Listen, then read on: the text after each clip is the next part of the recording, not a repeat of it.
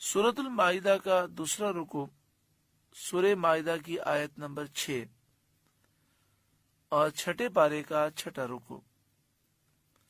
अल्लाह रब्बुल आलमीन ने इरशाद फरमाया, या अय्युहल्लज़ीना आमनू, ऐ ईमान वालों, इज़ा कुमतुम इलस्सलाती, जब नमाज को खड़े होना चाहो, जब तुम नमाज पढ़ने का इरादा करो और तुम्हारा वुजू ना हो, फगसिलू वुजूहकुम, तो अपने मुंह धो, अपने चेहरों को तुम धो, व अयदियकुम इलल मराफिकी, और कोहनियों तक हाथों को तुम धो, वमसहू बिरूसिकुम, और अपने सरों का मसा करो, व अर्जुलकुम इलल काबैन, और टखनों समेत अपने पांव धो।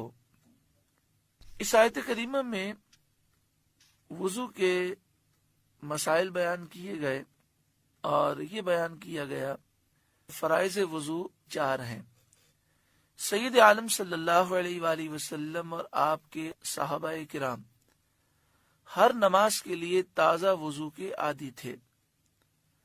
अगरचे एक वुजू से भी बहुत सी नमाजें फराइज और नवाफिल दुरुस्त हैं, मगर हर नमाज के लिए अलग वुजू करना ज्यादा बरकत और सवाब का बाइस है।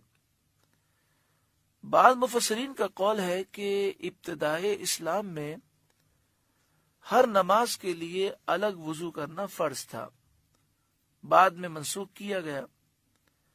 अब जब तक वुजू न टूटे, एक वुजू से कई फराइज और नवाफिल सब अदा किए जा सकते हैं। इस आयत करीमा में पहला जो फर्ज बयान किया गया वो है फगसिलू वुजूहकुम, अपने चेहरे को धो, व अयदियकुम इलल मराफिक, कोहनियों समेत अपने हाथों को धो, वमसहू बिरूसिकुम, यहाँ पर बाजियत के लिए है, यानी अपने सरों के कुछ हिस्से का मसा करो। और हदीस पाक में इसकी वजाहत की गई, इससे मुराद चौथाई सर का मसा है। तो अहनाफ के नजदीक चौथाई सर का मसा करना फर्ज है। वह अर्जुलकुम इलल काबैन, और टखनों समेत पांव को धोना, ये चौथा फर्ज है। धोने के माना ये है कि जिस उसको धोना है वहां से पानी के 2-2 कतरे बह जाए, और मसे के माना यह है कि जिस उस पर मसा करना है वहां पर गीला हाथ फेर लिया जाए। चेहरे की लंबाई चौड़ाई जो है उसे समात कर लें, जहां से आमतौर पर पिशानी पर बाल जमते हैं वहां से लेकर थोड़ी के नीचे तक, और एक कान की लौ से दूसरे कान की लौ तक, ये चेहरे की लंबाई और चौड़ाई है। इसी तरह हाथों को जो धोना जरूरी है, नाखूनों से लेकर कोहनियों समेत, चौथाई सर का मसा करना जरूरी है, और दोनों पांव को टखनों समेत धोना जरूरी है। इसमें बहुत सारी एहतियात करनी चाहिए, और एहतियात के मसाइल बाहर शरीयत के दूसरे हिस्से में मौजूद हैं, वहां से पढ़ें और समझें। बहुत से ऐसे मसाइल हैं जिसमें लोग एहतियात नहीं करते, जिनकी वजह से उनके वुजू नहीं होते। जब वुजू नहीं होता तो फिर नमाज कैसे होगी। मसलन मिसाल के तौर पर पेशानी पर उन्हें पानी डालना चाहिए, लेकिन वो नाक पे डालते हैं चेहरा धोते हुए। अब पानी नीचे गुजर जाता है, ऊपर पानी बहता नहीं, वहां गीला हाथ फेर लेते हैं और समझते हैं कि हमारा वुजू हो गया। इस तरह वुजू तो नहीं हुआ।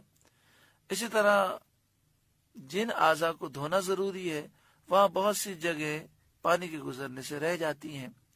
जिस तरह बाज लोग हाथ धोते हैं तो हाथों में पानी लेकर वो अपनी कोहनियों पर फेंक देते हैं, और पानी बाज जगह से गुजर जाता है, बाज जगह गीला हाथ फेर लेते हैं।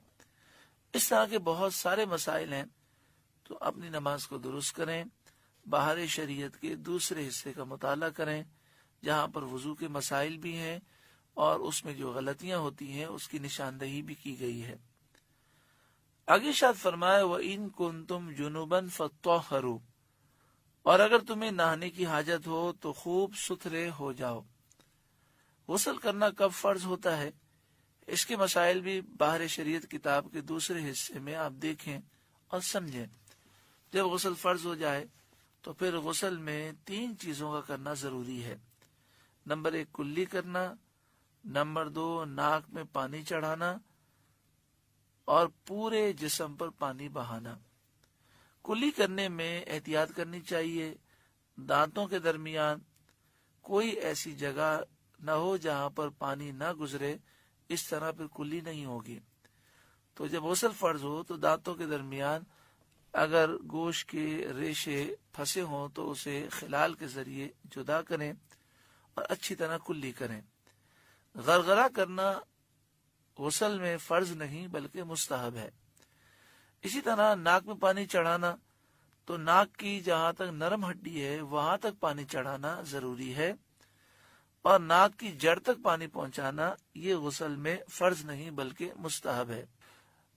سر سے لے کر پاؤں تک پانی بہانا یہ ضروری ہے۔ بہت سی ایسی جگہیں ہیں جہاں پر اگر احتیاط سے پانی نہ پہنچایا جائے تو پانی نہیں پہنچتا، جیسے مثال کے طور پر کندھے پر پانی ڈالتے رہیں تو بغل میں پانی نہیں پہنچے گا۔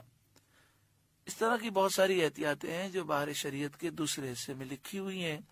اللہ تبارک و تعالی ہمیں یہ مسائل سمجھنے کی توفیق عطا فرمائے۔ جب وضو میں خامیاں ہوں گی، غسل میں خامیاں ہوں گی، نماز کے فرائض و شرائط معلوم نہیں ہوں گے، تو پھر نماز کی لذتیں اور روحانیت کیسے نصیب ہوگی؟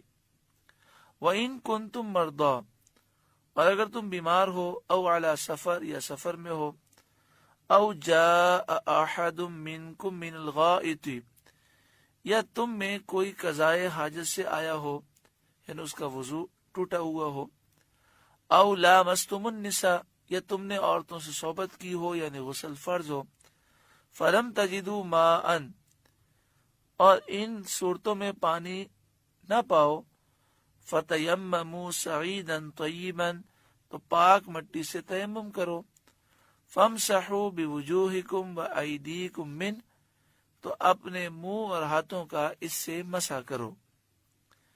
تیمم کرنے کے مسائل اس سے پہلے گزر چکے ہیں۔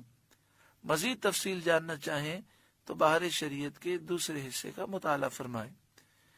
ما یرید اللہ لیجعل علیکم من حرج، اللہ نہیں چاہتا کہ تم پر کچھ تنگی رکھے، ولیکن یرید لیطہرکم، ہاں یہ چاہتا ہے کہ تمہیں خوب ستھرا کر دے، ولیتم نعمتہ علیکم، اور یہ چاہتا ہے کہ اپنی نعمت تم پر پوری کر دے، لعلکم تشکرون، تاکہ تم شکر کرو۔